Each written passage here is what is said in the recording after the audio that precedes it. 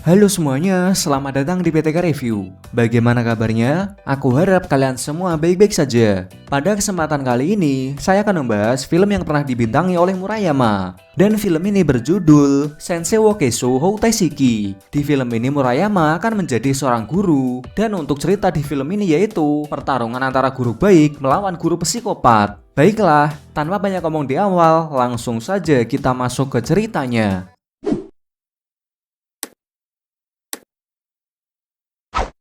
Film ini diawali dari salah satu sekolah populer di Jepang. Tepatnya ada sebuah kelas yang sangat bermasalah, yang mana dulunya ada beberapa guru yang telah keluar secara mendadak saat mengajar di kelas itu. Jadi mulai dari sini jarang guru yang mengajar di kelas 3D. Namun suatu hari ada seseorang yang mau mengajar di kelas itu. Orang itu bernama Yoshitsune. Yoshitsune digambarkan sebagai orang yang humoris dan selalu tersenyum, lantaran moto hidupnya adalah membuat seseorang menjadi senang. Di hari pertamanya, ia dibimbing oleh salah satu guru yang bernama Yorita Asahi. Tak lain guru ini sudah mengenal para kelas 3D.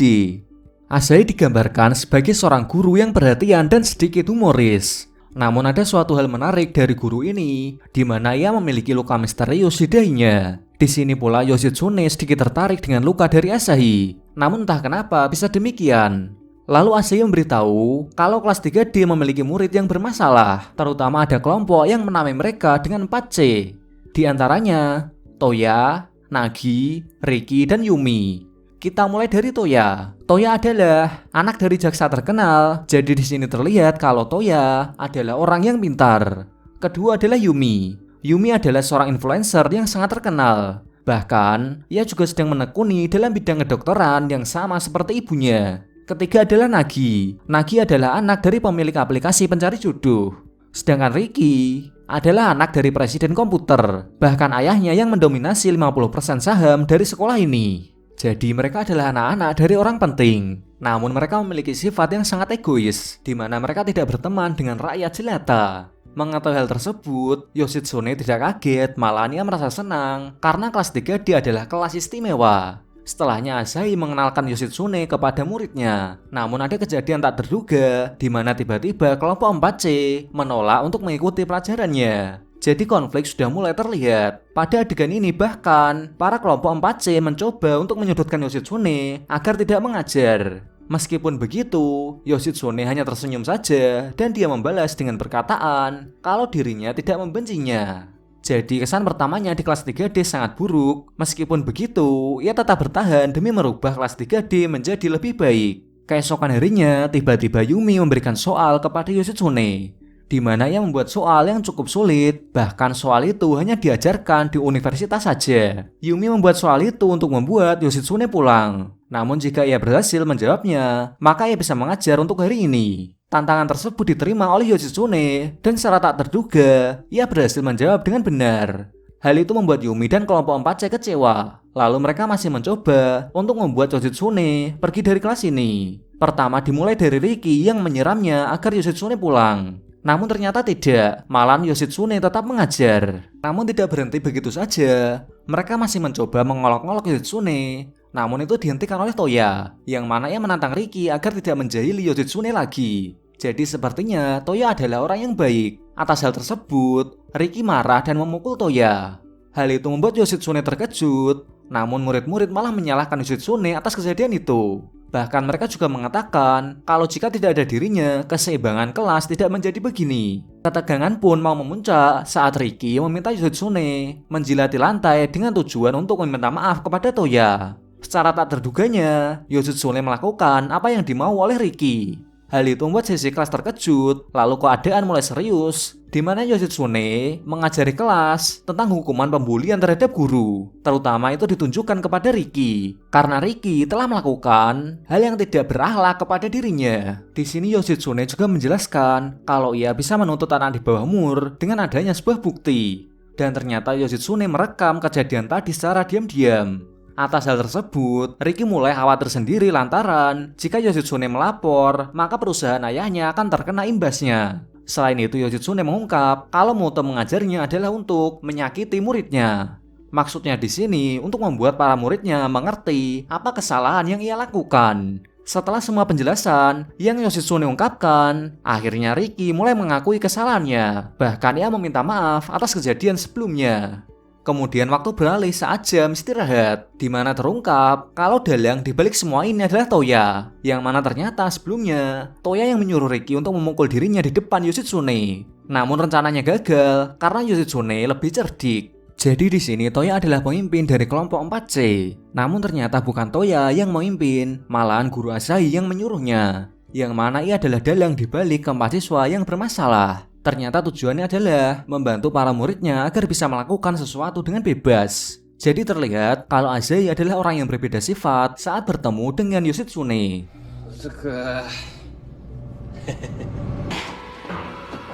義経を消す方程式さすが投薬。 Di lain sisi terungkap kalau kekasih dari Yoshitsune telah terbaring lemah di rumah sakit. Dulunya kekasihnya telah didorong oleh seseorang tanpa alasan yang jelas. Bahkan kasusnya sekarang telah ditutup lantaran polisi tidak menemukan pelakunya. Adegan beralih ke Nagi, di mana Nagi memiliki masalah keluarga yang mana ayahnya telah dipecat dari pekerjaannya. Jadi atas hal tersebut, Nagi khawatir karena ia tidak bisa bersama dengan kelompok 4C, mengingat sebelumnya ia adalah pemasok uang dari kelompok itu. Bahkan kabar itu juga terdengar oleh Yumi yang satu kelompoknya. Hal tersebut membuatnya khawatir kembali. Cerita bersingkat lagi saat Yoshitsune mulai mengajar kembali. Di waktu itu tampaknya ia mengetahui kalau ayah dari Nagi telah dipecat, namun ia tidak memberitahunya. Selain itu, ia juga menanyakan salah satu siswa yang jarang masuk. Siswa tersebut bernama Ibuki. Namun tampaknya para siswa tidak senang dengan murid itu. Alhasil Yoshitsune pun mencoba menjenguknya. Di sana digambarkan kalau Ibuki adalah penyuka sesuatu yang berbau mistis. Namun di sini ia belum mengungkapkan kalau ia tidak masuk selama setengah tahun ini. Adegan beralih lagi ke guru Asahi, yang mana guru Asahi mengancam Nagi untuk segera membunuh Yoshitsune. Jika Nagi berhasil membunuhnya, ia akan tetap membantunya untuk berada di kelompok 4C.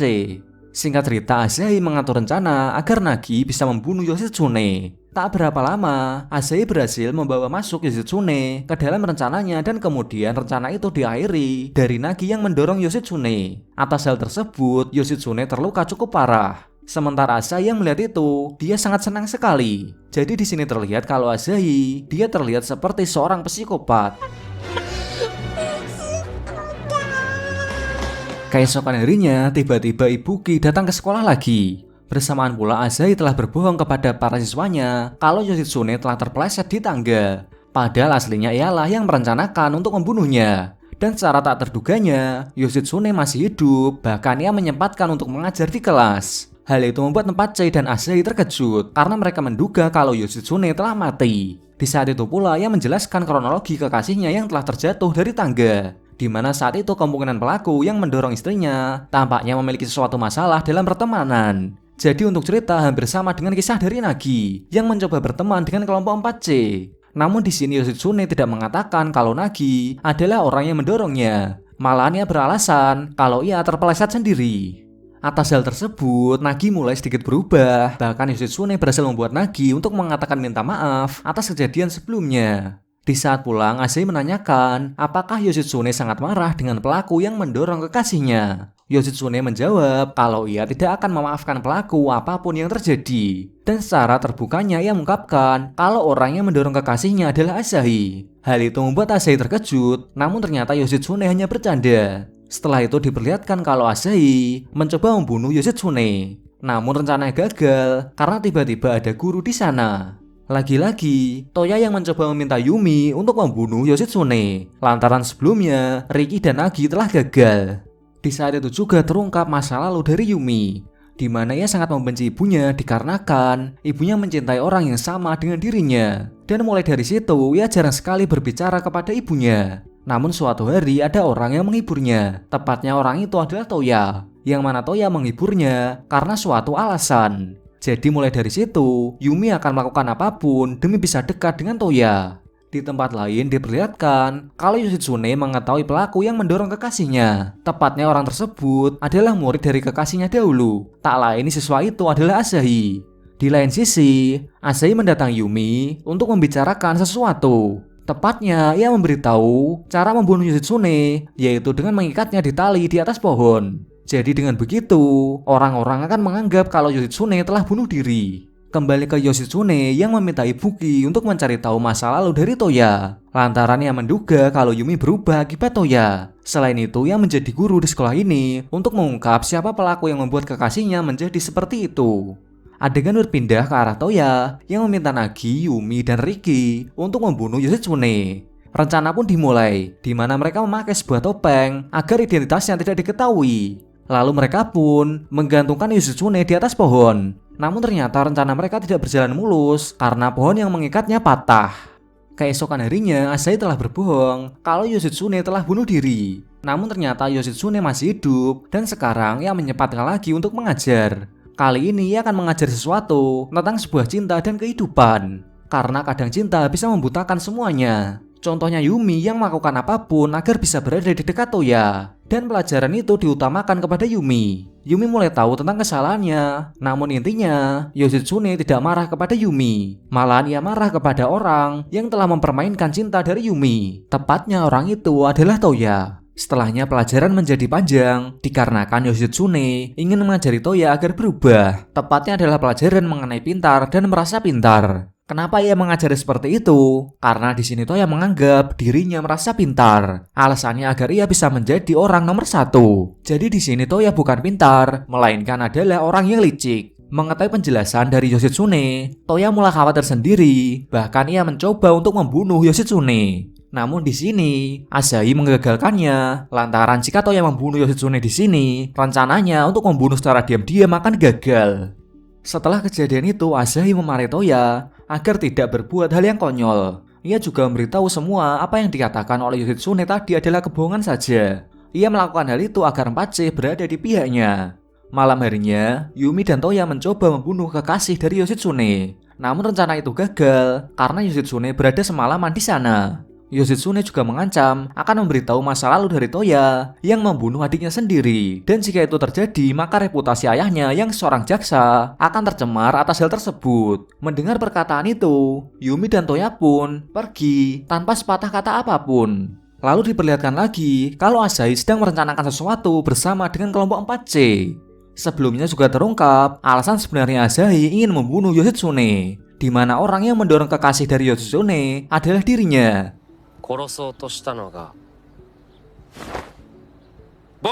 Oleh karena itu, ia ingin membunuhnya, karena jika tidak, maka ia akan dibunuh duluan. Rencana pun dimulai di mana Toya menyandera Asahi agar Yoshitsune datang. Namun ternyata Yoshitsune datang karena ia ingin mengambil sesuatu rekaman yang dibawa oleh Nagi. Karena sebelumnya ia meminta Nagi, Riki, dan Yumi untuk mendapatkan bukti bahwa Asahi adalah si pelaku yang membuat kekasihnya masuk rumah sakit. Dan sebagai imbalan, ia tidak akan membocorkan perbuatan yang mereka lakukan sebelumnya. Hal tersebut membuat Asahi dan Toya terkejut. Jadi setelah itu terjadi perkelahian di antara Asahi dan Yoshitsune, di mana Yoshitsune membuat Asahi babak belur. Namun suasana berbalik lagi saat Toya menyandera Ibuki agar rekaman yang dibawa Yoshitsune kembali. Dan secara tak terduganya, Yoshitsune terpeleset jebakan yang dibuat Asahi tadi. Dan kemudian Asahi membunuh Yoshitsune. Lalu ia meminta para muridnya untuk menguburnya. Setelah itu, ia juga mengancam Ibuki agar tidak membocorkannya. Jika ia membocorkannya, maka keluarganya akan dibunuh. Di saat itu, Asahi merasa senang dan bahagia karena ia juga berhasil membunuh kekasih dari gurunya dahulu. Oke, itu adalah cerita dari part 1. Dan untuk part selanjutnya, cerita akan lebih seru lagi. Karena Yoshitsune bangkit dari kematiannya untuk membalas dendam. Baiklah, saya pamit dan sampai bertemu lagi di video selanjutnya.